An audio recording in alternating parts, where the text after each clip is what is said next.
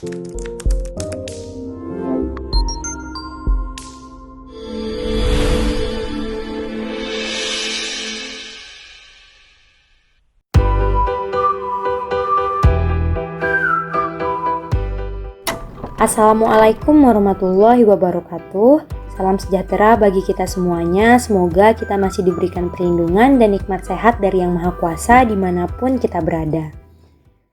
Yang terhormat Bapak Dr. Mas Rizal Datuk Mangguang SKMM Biomed, Ibu Dr.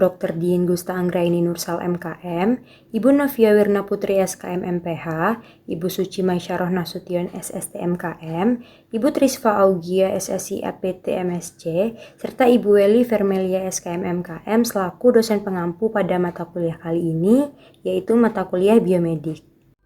Pertama-tama, izinkanlah kami dari kelompok 4 untuk memperkenalkan anggota dari kelompok kami terlebih dahulu. Yang pertama ada Andama Rizky Maulana, Anissa Nurul Hadi, Peggy Maidalia Putri, Iftitah Fadia Amini, Liona Fibra Asya, Putriani Tambunan, Sabrina Erika, serta Shintari Anugrah Ilahi. Pada kesempatan kali ini, kelompok kami akan membahas materi tentang struktur organ pencernaan dan proses pencernaan yang terjadi pada manusia. Sebelum kita membahas lebih lanjut tentang topik ini, ada baiknya kita mengetahui dulu apa-apa saja organ-organ yang berperan dalam proses pencernaan pada manusia. Organ-organ tersebut diantaranya ada mulut, faring, esofagus, lambung, usus halus, usus besar, rektum, serta yang terakhir ada anus. Baiklah, sekarang kita akan membahas organ pencernaan yang pertama, yaitu adalah mulut. Mulut merupakan rongga permulaan saluran yang berhubungan dengan bibir, pipi, palatum, dan juga lidah. Di mana mulut yang kita miliki ini itu terdiri dari dua bagian, yaitu bagian luar dan juga bagian dalam. Serta nantinya ujung dari rongga mulut yang paling belakang itu akan tersambung dan berbatasan langsung dengan organ pencernaan berikutnya, yaitu faring. Fungsi dari mulut sendiri itu adalah sebagai tempat terjadinya pencernaan kimia dan juga mekanik. Jadi setelah kita memasukkan makanan ke dalam mulut, nantinya makanan tersebut akan diproses secara kimia dan mekanik dibantu oleh bagian-bagian mulut yang nantinya bekerja sesuai fungsinya masing-masing. Nah, seperti yang telah ditampilkan pada gambar, terdapat beberapa bagian-bagian mulut yang berfungsi membantu dalam proses pencernaan kimia dan mekanik di dalam mulut. Bagian-bagian mulut yang pertama adalah bibir dan pipi. Nah, di mana bibir dan pipi ini dapat membantu menggerakkan makanan di dalam mulut selama makanan dihancurkan menjadi bagian-bagian kecil. Terutama yang berfungsi itu adalah bibir bagian dalam dan pipi bagian dalam. Kemudian palate and palatine tonsils, di mana palate ini biasa kita sebut sebagai langit-langit mulut. Nah, langit-langit mulut ini sangat berperan penting dalam proses menelan dan mencegah makanan masuk ke dalam nasal cavity. Nah, sedangkan palatine tonsils atau yang biasa kita sebut dengan amandel ini terletak di dinding lateral dari fauces. Nah, kemudian bagian-bagian mulut yang selanjutnya itu adalah lidah, di mana lidah ini berfungsi menggerakkan makanan di dalam mulut serta membantu dalam mendorong makanan ke dalam esofagus atau membantu dalam proses penelanan juga. Nah, selain dalam membantu mencerna makanan, lidah ini juga berperan penting dalam menghasilkan artikulasi yang jelas saat kita berbicara dan berkomunikasi. Dan juga lidah ini dapat berfungsi sebagai indera perasa. Kemudian bagian yang selanjutnya adalah gigi, di mana gigi ini sangat berperan penting dalam proses pencernaan di dalam mulut karena gigi inilah yang bertugas untuk menghancurkan dan mengunyah makanan sehingga makanan dapat diteruskan ke organ pencernaan berikutnya untuk diproses lebih lanjut. Gigi sendiri terdiri dari beberapa struktur, mulai dari leher, emel, selaput periodontal, sulcus gingivalis, cementum, pulpa, dan juga denti. Nah, selain bagian-bagian yang telah kita bahas tadi, juga terdapat satu kelenjar yang membantu proses pencernaan di dalam mulut, yaitu adalah kelenjar ludah. Kelenjar ludah ini menghasilkan ludah setiap harinya sekitar 1-2,5 liter ludah, yang nantinya itu akan berfungsi untuk mensekresi saliva atau ludah. di mana terdapat 3 kelenjar ludah yang ada di dalam mulut, yaitu kelenjar parotis, kelenjar submandibularis, dan juga kelenjar sublingualis. Setelah makanan dicerna secara kimia ataupun mekanik di dalam mulut, nantinya makanan tersebut akan diteruskan ke organ pencernaan berikutnya, yaitu adalah faring, atau yang biasa kita sebut dengan tenggorokan. Di mana faring sendiri itu memiliki beberapa bagian, yaitu terdiri dari 3 bagian, yakni nasofaring, orofaring, dan juga laryngofaring. Selain itu, faring ini juga memiliki beberapa fungsi dalam membantu proses pencernaan, yaitu yang pertama fungsi swallowing, kedua breathing, dan ketiga protection. Nah, sesuai dengan namanya swallow, berarti nantinya faring ini akan membantu dalam proses menelan makanan. Kemudian breathing itu lebih masuk ke dalam fungsi pernafasan dan juga protection. Setelah makanan mengalami proses penelanan, makanan selanjutnya akan diteruskan menuju lambung. Dalam meneruskan makanan ini, itu akan melalui sebuah saluran yang nantinya akan menghubungkan antara rongga mulut dengan lambung. Saluran tersebut dinamakan esofagus, atau yang biasa kita sebut dengan kerongkongan. Di mana di dalam esofagus ini nantinya akan ada suatu gerakan yang menyebabkan makanan dapat berjalan menuju lambung. Gerakan tersebut disebut dengan gerakan peristaltik. Kemudian makanan yang keluar dari esofagus nantinya akan memasuki organ pencernaan berikutnya, yaitu lambung. Lambung merupakan saluran pencernaan makanan yang melebar seperti kantung. Seperti yang kita lihat pada gambar, lambung ini berbentuk seperti huruf J, di mana terdapat beberapa anatomi lambung yang memiliki fungsinya masing-masing dalam melakukan proses pencernaan di lambung. Yang pertama adalah kardiak. Kardiak ini merupakan bagian ujung lambung teratas sebagai tempat pertama masuknya makanan dari kerongkongan. Setelah makanan masuk ke lambung di kardiak, makanan akan diteruskan ke fundus. Fundus ini adalah area yang berbentuk lengkungan di bagian atas lambung di bawah diafragma, di mana di dalam fundus ini makanan akan mulai mengalami proses pencernaan pertama kali di lambung. Setelah dilakukan proses pencernaan di fundus, kemudian akan diteruskan ke badan lambung. Badan lambung ini merupakan bagian yang paling penting dalam proses pencernaan di dalam lambung, karena badan lambung ini merupakan tempat di mana makanan dicerna dan diproses untuk menjadi bagian kecil-kecil dengan bantuan enzim-enzim lambung. Setelah dari badan lambung, nantinya makanan akan diteruskan ke antrum atau sering juga disebut dengan antrum pilotus, di mana antrum ini merupakan bagian terbawah dari lambung yang berfungsi sebagai tempat menampung makanan yang sudah dicerna sebelum disalurkan menuju usus halus. Jadi bisa dikatakan antrum ini merupakan tempat penyimpanan makanan yang telah diproses di dalam lambung. Setelah itu juga ada pilorus, di mana pilorus ini merupakan anatomi lambung paling akhir yang terhubung langsung dengan usus halus.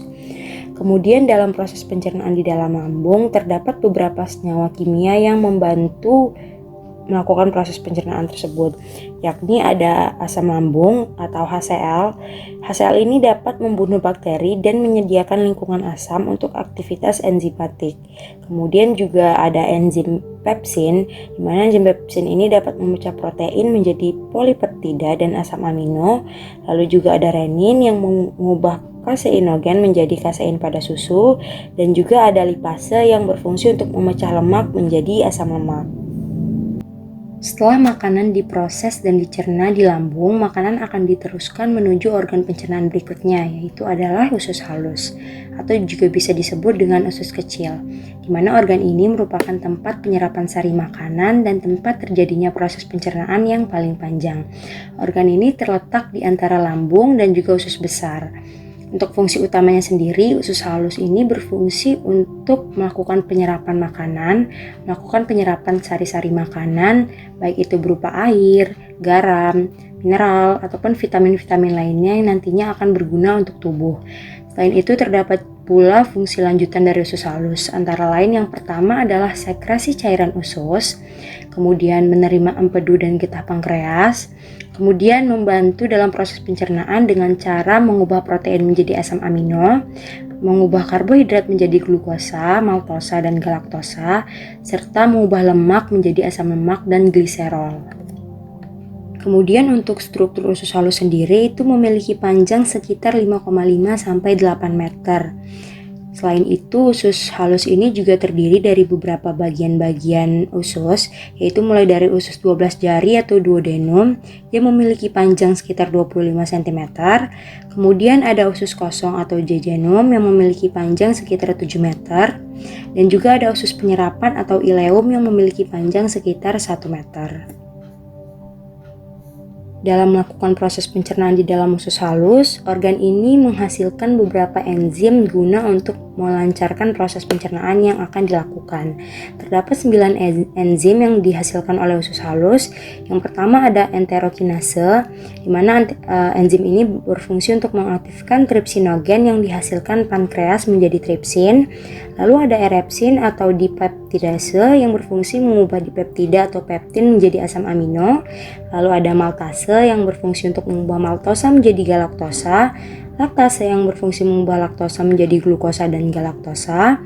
Lalu ada sukrosa yang berfungsi mengubah sukrosa menjadi glukosa dan fruktosa. Lalu juga ada tripsin yang berfungsi untuk mengubah pepton menjadi asam amino. Kemudian yang ketujuh ada disakarase yang berfungsi mengubah disakarida menjadi monosakarida.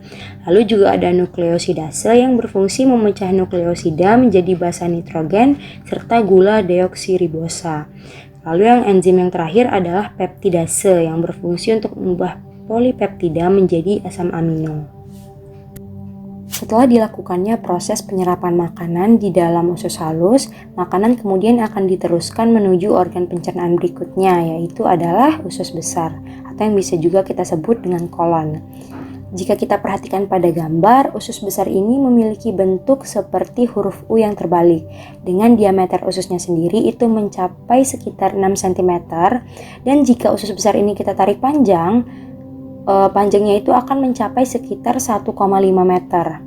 Selain itu terdapat pula beberapa bagian-bagian dalam usus besar, yaitu mulai dari sekum sampai ke kolon sigmoid, yang mana nantinya makanan yang diteruskan dari usus halus itu akan mendarat pertama kali di usus besar di sekum.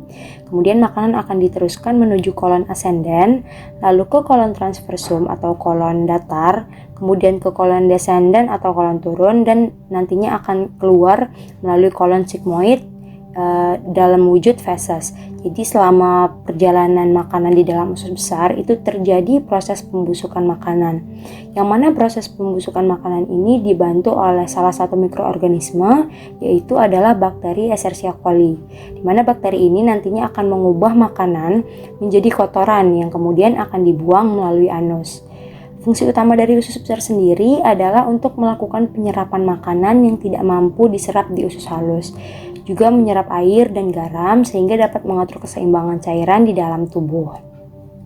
Jika kita lihat penampang melintang dari usus besar, kita nantinya akan menemukan beberapa lapisan. Yang pertama ada lapisan serosa, di mana lapisan serosa ini merupakan lapisan terluar yang berupa jaringan ikat, yang juga terdiri atas pembuluh darah, limfe, dan juga saraf. Lapisan serosa ini memiliki rongga-rongga kecil sebagai tempat keluarnya cairan serosa untuk pelumas gerakan otot. Kemudian ada juga lapisan otot yang berupa otot polos yang bekerja tanpa kita sadari, di mana di dalam lapisan otot ini terdapat dua jenis serabut otot, yaitu ada longitudinal atau memanjang dan juga ada serabut otot sirkular atau melingkar.